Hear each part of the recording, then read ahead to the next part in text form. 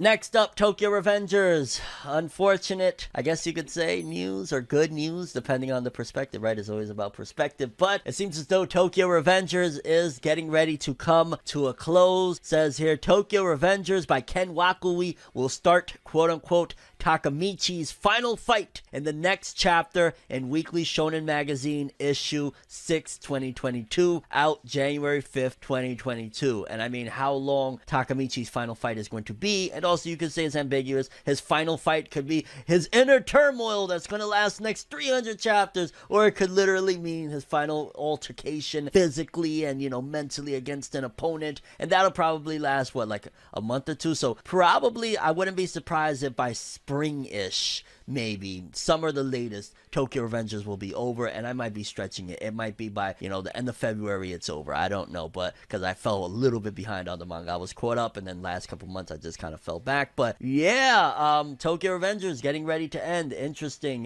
We already knew for a little bit that we was in the climax, so to speak. We was in the final arc and all that jazz. But now that it's saying it's his final fight, I wouldn't be surprised no later than summer of 2022 it'll be over. And again, I might be stretching it. It could be by April, March-ish time, realistically, because if it's his final fight and they're talking about physical altercation, how long are you going to stretch out, Takamichi fighting somebody? I mean, I know Tokyo Revengers in the past, some of their arcs have been a little bit beefy, but it's not even talking about arc. It's literally talking about Takamichi's final fight. So we gotta wait and see. Either way, yeah, it's about time, I guess you would say, right? Because it's been already announced for a minute now that it was in its final arc anyway. So yeah, you'd expect it's going to end soon. On top of that, this is a new model that the anime and manga industry is doing, where the manga gets really, really popular, like Tokyo Revengers selling damn near close to 30 million copies in a freaking single year of its manga. They want to wrap up the manga real quick and then just milk off the anime merchandise and all that stuff moving forward. And that's probably why they're trying to do this. Like, okay, we got to wrap it up. Hurry up. That's